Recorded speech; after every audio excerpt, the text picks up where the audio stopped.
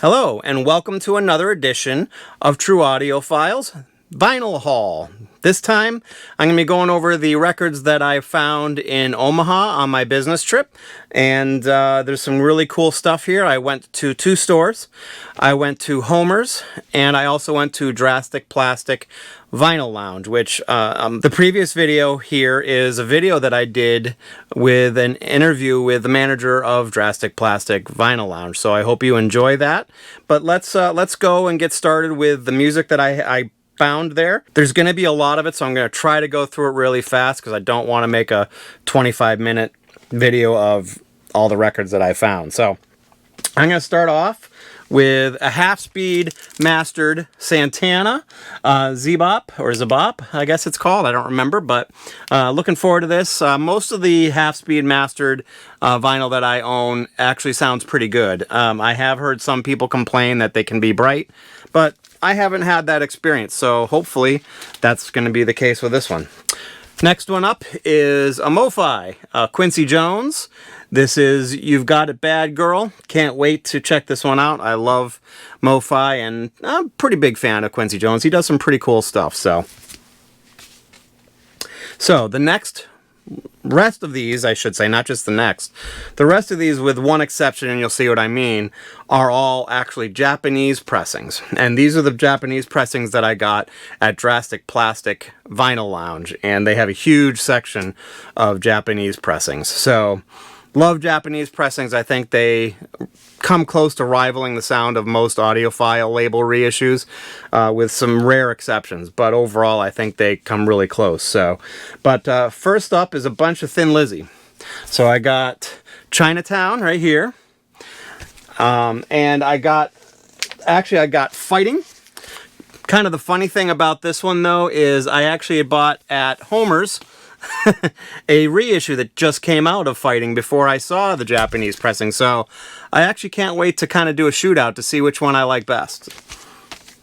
Next one up again is still Thin Lizzy, and it's Thunder and Lightning, so very cool. One of my favorites, I wish it had a lot more bass to it though, but is Van Halen 1984. Great album, just wish it, again, actually had some bass to it. Talking Heads, songs about buildings and food, pretty awesome. Neil Young Harvest. I'm actually pretty excited about this one too because I have some early pressings, but every one I've had seemed to be kind of noisy. So the reputation of Japanese pressings are that they are very quiet pressings, so that's what I'm really excited about. So if this has at least a close to the same sound quality but has a quiet version pressing of it, I'll be very excited. All right, next up, the Runaways. So for those of you who don't know who's in the Runaways, it was basically a band that was from kind of a all-girls band, not kind of, it was a girls band from the 70s, but it had Joan Jett, who I think is actually kind of hidden over here, but she's actually, yeah, it looks like right there, and Lita Ford, who I believe is right there. And I'm sure you guys probably all know who those two are, but that's what they did after the Runaways. Very excited about this one. Really happy to get these two from David Bowie. We've got Diamond Dogs. They actually had a couple different variations of it. The one that had was probably the most valuable of the two, but the condition wasn't as good, was the one I left behind because it had a gatefold. But this one actually had all the same dead wax information, so it's the same pressing. It's just a later version of it without the gatefold. Then I've got Man Who Sold the World, the song specifically made popular actually by Nirvana, because it really wasn't incredibly popular before that, although, I mean, if you were a David Bowie fan, you obviously knew what it was and liked it. So, then I got some Ozzy Osbourne. We got Bark at the Moon, and I got The Ultimate Sin. Very excited about getting some Japanese pressings of these. I have Devo. So we've got, I forget the name of this one, Duty Now for the Future. And then Are We Not Men, We Are Devo. Great album here. A classic one. Love Devo. This one I think I've got a ton of different variations of, but I've always been trying to find a quiet one, kind of like that Neil Young. And that's Boston, self-titled. I'm hoping this is going to be sounding close to the same sound quality as the Wally pressing, which is, it says Wally in the dead wax. If you've got a Boston one that's got the orange label on it, which I think this might have the orange label, I don't remember. But if it's an orange label and it has that in the dead wax, yeah, this is orange label, as you can see. So if you've got one with an orange label and it has Wally handwritten in the dead wax, that's probably the best sounding from a sound quality perspective. It's just I've never been able to find a quiet one. So all right, next up, if you've watched any of my videos, you've seen that I'm kind of obsessed about this album, but so I'm incredibly excited to have picked up Some Girl's Japanese pressing. And this actually has the original release, and maybe this is the way they all are in Japan, because it wasn't as big of a deal as it was here, where they had to blotch out like Lucille Ball and Liza Minnelli's faces because they didn't have the rights to use their faces. I think, yeah, Lucille Ball looks like is right there. But so super, super excited. This is probably one of my favorite Stones albums, especially 70s Stones albums, and to be able to get a Japanese pressing is just very exciting. Next up, another awesome band. Of course, they should all be awesome if I'm buying them and spending this kind of money, right? Is the B-52s. And I'm pretty sure this is their first album, but you know, this one has Planet Claire, Dance This Mess Around, Rock Lobsters, the popular one off of this one, so excited about that. This one's really cool, and I actually didn't take the time to open it up when I got it, besides checking the quality of the vinyl, but it's Kiss Destroyer.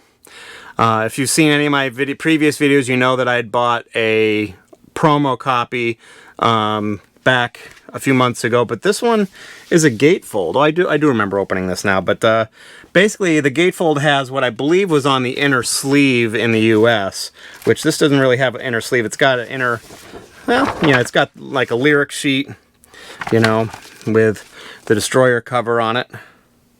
But yeah, that was pretty much it. So that's pretty cool. I'm very excited about that. Next up, this one was a weird one in terms of what they had for stock there. So it's Motley Crue Theater Pain.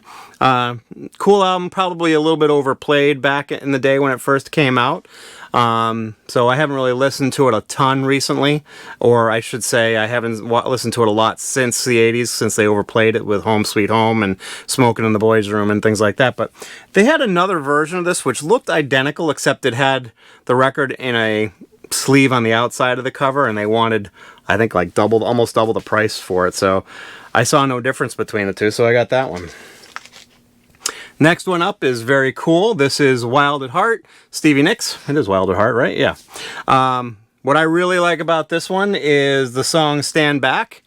For those of you who don't know the story, Prince came in and just played, it's a longer story, so I won't tell the whole story, but Prince came in, played keyboards really quick on the song Stand Back. They loved it, and he just left. Played it and left, and that was it. And didn't want to get credit for playing those keyboards on that song, but if you Google it, you'll see the whole story. It's kind of an interesting story. So, all right, next up, Elton John, Don't Shoot Me, I'm Only the Piano Player. My first Elton John Japanese pressing, so this is a very cool album with Crocodile Rock and what was it, Daniel, a couple other great songs on it, but excited to get that. Another one that I always look at to see if I can find an early pressing, because they're very hard to come by because so many were made, is Michael Jackson Thriller. So I have a half-speed master version that I actually haven't had a chance to listen to, so I'll maybe do a shootout between that and this Japanese pressing.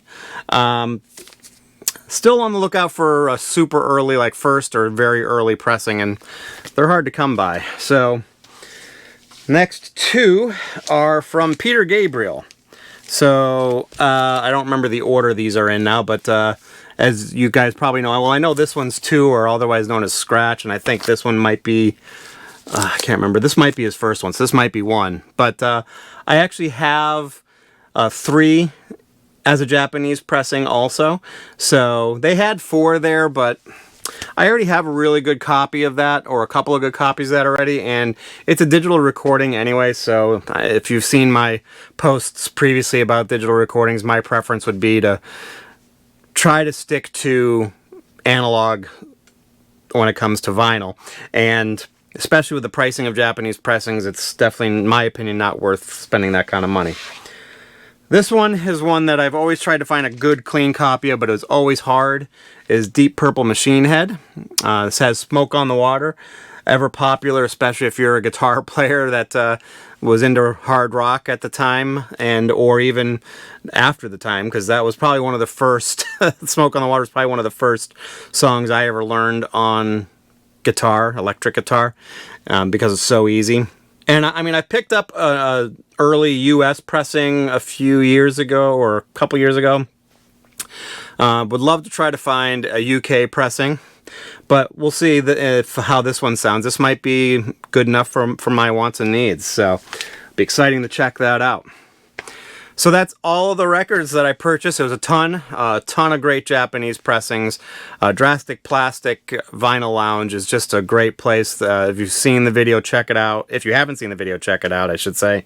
But if you haven't, the owner of Drastic Plastic Vinyl Lounge actually searches out Japanese pressings to bring into the store from anywhere he can to try, and tries to source them, and so he has them because he just feels that they're probably some of the best sounding vinyl that's out there, and I would concur. I mean, audiophile things from like MoFi and DCC and Analog Productions are all very, very good, and in some cases they are better than the Japanese pressings, but overall the Japanese pressings are really hard to beat. They're some of the quietest vinyl out there, which that's one of my biggest pet peeves is surface noise, but these have very, very little, if any, surface noise, so it's awesome. So, very excited to check them all out. So, that's my video for this week, or my second video from this week, but it's the end of that one. So, I hope you enjoyed it. If you liked it, please hit the like button.